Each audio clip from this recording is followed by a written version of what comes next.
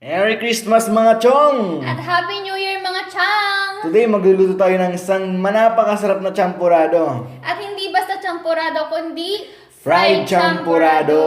Ngayon, ito yung mga sangkap natin. Meron tayong wrapper. And meron tayong chocolate powder, Meron tayong kokwa, sticker rice, sugar. and meron din tayong cheese. Ngayon, samahan nyo kaming lutuin siya. Tara!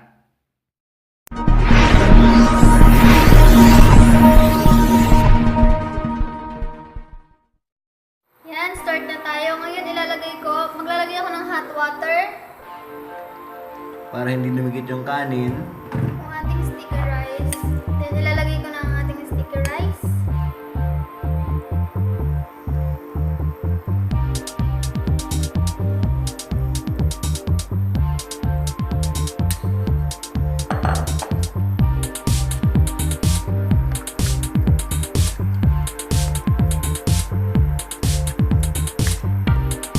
Then maglalagay tayo ng cocoa with chocolate powder.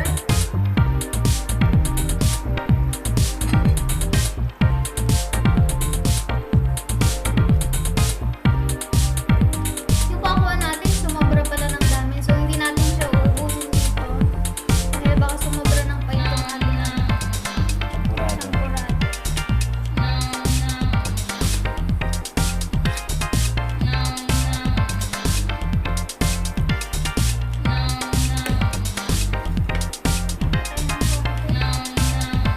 So, papatuyuin natin ng tubig, diba?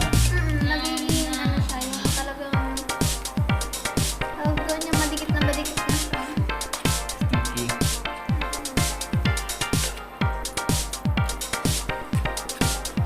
Lagyan pa natin.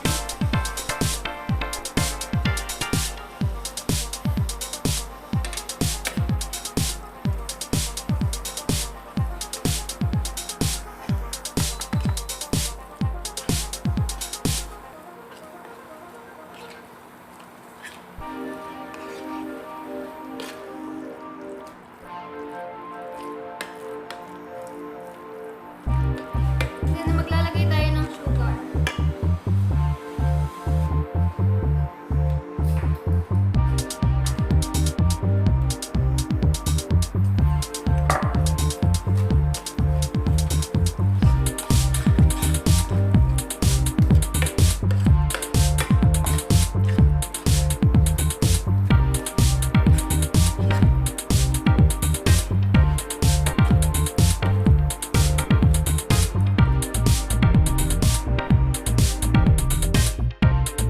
Yan, okay, medyo okay na ang ating champorado.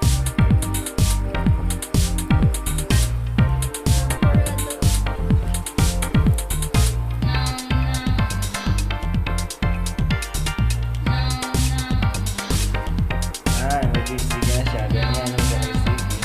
Yan. Yan. Okay na siya. Ngayon, ano na sa ating gagawin? Ilalagay na natin siya sa wrapper natin. Ngayon, mag-start na tayo maglagay. Lagay tayo ng ating champorado.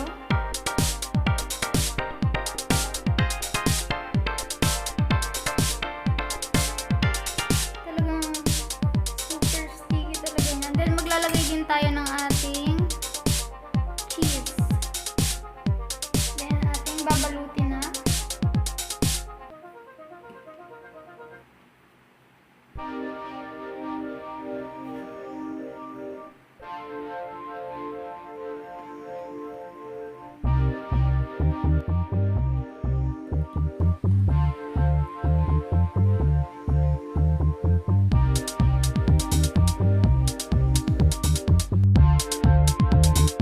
Ayan.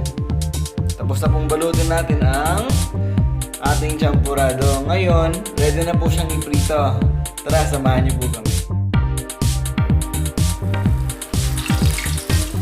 Dito na natin ang ating fried champorado.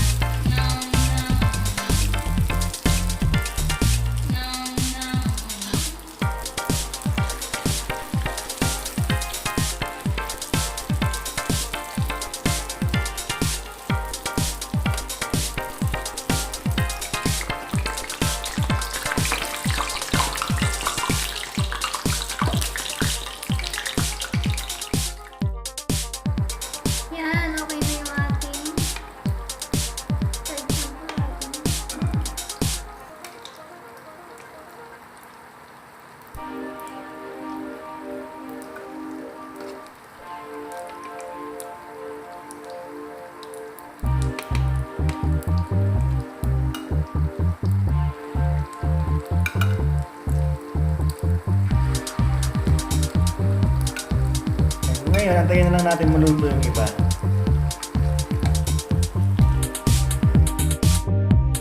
Ayan.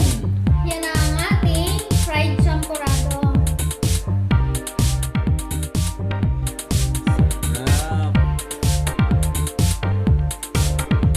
Actually, masarap lang yung lasa niya eh. Kakaiba siya, saka bago.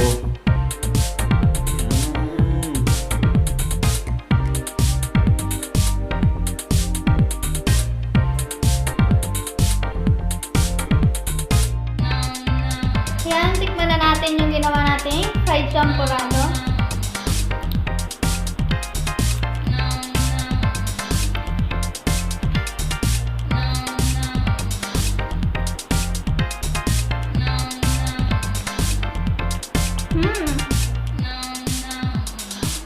Masarap siya.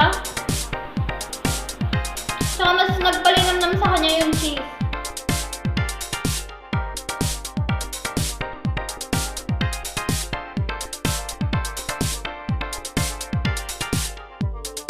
Ayun lang. Thank you for watching.